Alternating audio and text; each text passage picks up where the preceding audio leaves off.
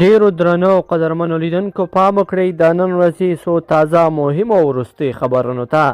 لومړی خبر، د کندهار د پیښې ټپیان تهران ته لیږدول شوي دي. په کابل کې د ایران سفارت وایي د کندهار ښار په یو جومات کې د تېرې جمعې ورځې د ځانمرګي برید ځینې ټپیان د درملنې لپاره تهران ته لیږدولي دي. دغه سفارت همدارنګه ویلي چې د یادې پیښې له قربانیانو سره د مرستې لپاره 25 تنه نور خوراکي او غیر خوراکي توکي هم کندهار ولایت ته لیږدول شوي دي. دویم خبر، کورنیو چارو وزارت د ځانمرګو بریدونو د عاملانو کورنیو سره لیدلي. د اسلامي امارت د کورنیو چارو سرپرست وزیر مولوي سراج الدین حقانی د ځانمرګو بریدونو د عاملینو له کورنیو سره لیدلي دي.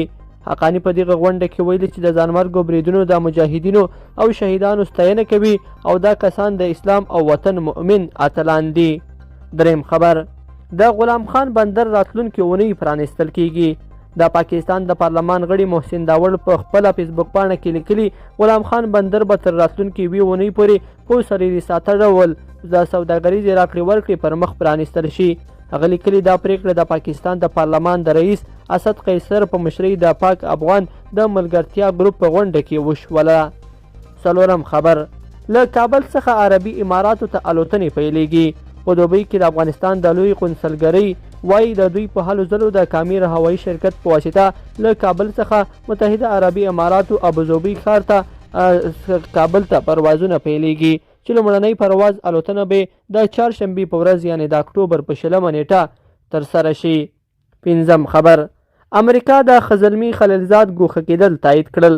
د امریکا د متحده ایالاتونو د بهرنیو چارو وزیر انتوني بلینکن د افغانستان د سولې لپاره د واشنګټن د استازي زلمي خلیلزاد د ګوښه کېدل تایید کړل او پر ځای د مرستیال ټوماس ویسټ پر دغه څوکۍ وګماره.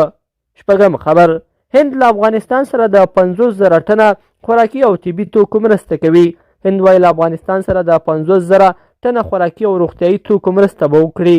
د ټایمز اف انډیا ورځپاڼه وایي هند غواړي چې د افغانستان سره د 50,000 میټریک ټنو په اندازه د خوراکي توکو او طبي تجهیزاتو مرسته کوي. لیدونکو په دې هیله چې دا خبري ټولګه به مو تر پایه راسره لیدلې وي. کوم ویډیو خوښه شوې ویډیو لایک کړئ، د سره او چینل سبسکرایب کړئ. تر بیا ښه وخت.